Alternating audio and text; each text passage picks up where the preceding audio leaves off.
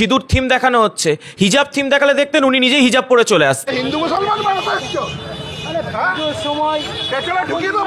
এটা পেছনে ঢোকাতে চাইছে 26 সালে বাংলার মানুষ, সেটাই তৃণমূলের পেছনে ঢুকিয়ে দেবে, যেটা পেছনে ঢোকাতে চাইছে। পুলিশও যেটা মিন করছে, আমি পুলিশ মন্ত্রীকেও বলছি যে আপনার দলের পেছনে ঠিক সেটাই ঢুকিয়ে দেবে, চিন্তা করবেন না। বাংলার মানুষ খুব ভালো করে ঢোকাতে বের করতে জানে। এই সরকার হিন্দু ধর্ম বিরোধী, এই সরকার জানে যে 2026-এ বিদায় আসন্ন, তাই নির্বাচনের আগে তার দুধেল গাইদের ভোট ব্যাংকটাকে সন্তুষ্ট করতে পুলিশ মন্ত্রী মমতা বন্দ্যোপাধ্যায় জায়গায় জায়গায় দুর্গাপুজো বন্ধ করছে। অর্জুনপুরের পুজো শুনলাম বন্ধ হয়ে গেছে। আর সন্তোষ মিত্র স্কোয়ার নিয়ে তো মুখ্যমন্ত্রীর একটা বুকে ব্যথা রয়েছে, অন্তরে ব্যথা রয়েছে।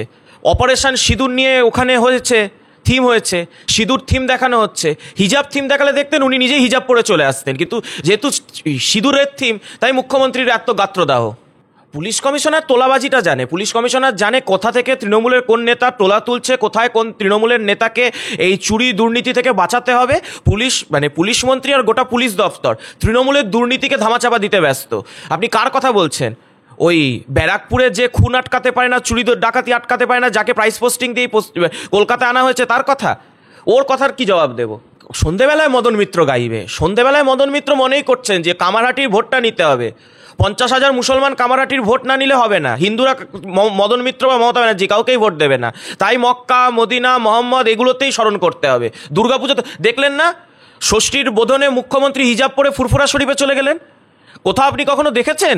নবরাত্রি চলছে, দুর্গাপুজো চলছে, আর ষষ্ঠীর দিন, বোধনের দিন উনি নিজের ভোট ব্যাংকের বোধন করতে চলে গেছেন হিজাব পরে ফুরফুরা শরীফে। তো মমতা ব্যানার্জি বা মদন মিত্র সব গোটা তৃণমূলই মুসলমান ভোট ব্যাংকের দয়ে বাঁচছে। ও হাততালি হচ্ছে হলো ভোট চাই ভোট দাও, ভোট চাই ভোট দাও, ওইটার হাততালি। মমতা বন্দ্যোপাধ্যায় ভোট ছাড়া কিছুই বোঝেন না।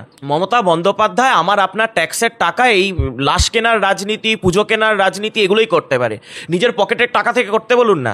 আমার আপনার ট্যাক্সের টাকায় এই পরের ধনে পোদ্দারি মারা অনেক সহজ। মমতা বন্দ্যোপাধ্যায়ের রাজনীতি হচ্ছে তাই, আমি আপনি কষ্ট করে উপার্জন করে সেই ট্যাক্সের দিচ্ছি রাজ্য সরকারকে, সেই ট্যাক্সের টাকায় ক্লাবকে দিয়ে দিলাম 1,10,000 এরকম করে। আচ্ছা আমি তো 10 লাখ টাকা ধর্ষণ হয়েছে দিয়ে দিলাম, আচ্ছা খুন হয়েছে 5 লাখ টাকা দিয়ে দিলাম, আচ্ছা বিস্মত খেয়ে মরে গেছে 2 লাখ টাকা দিয়ে দিলাম। মমতা বন্দ্যোপাধ্যায় যা করার তাই করছেন। এই পুলিশের আমলে, এই তৃণমূলের আমলে তো এরা চাকরি বিক্রি করেছে, শিক্ষা বিক্রি করেছে, তাই বই বিক্রি এরা সহ্য করতে পায় না। এদেরকে বলুন চাকরি বিক্রি হচ্ছে, দেখুন ওই একডালিয়ার সামনে, সুরুচির সামনে কিংবা শ্রীভূমির সামনে এরা দোকান বসিয়ে দেবে। যদি আপনি বলেন চাকরি বিক্রি করব, রেশন বিক্রি করব, এইগুলো বিক্রি, কয়লা বিক্রি করব, গরু বিক্রি করব, এগুলোর জন্য তৃণমূল আপনাকে দোকান দিয়ে দেবে, কিন্তু বই বিক্রিতে তো এদের গাত্র দাও, এরা তো বইকে ভয় পায়।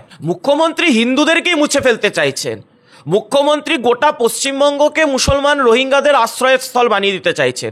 হিন্দু মমতাকে ভোট দেয় না, ভবানীপুরে হিন্দু বুথে মমতা ব্যানার্জি হারে। তাই মমতা বন্দ্যোপাধ্যায় বুঝে গেছেন যত হিন্দু শূন্য হবে তত তৃণমূলের চান্স বাড়বে। আসলে জামাতের সরকার তো জিহাদি সরকার, মুসলিম লীগ পার্ট 2, হিন্দুদের সহ্য করবে কিভাবে?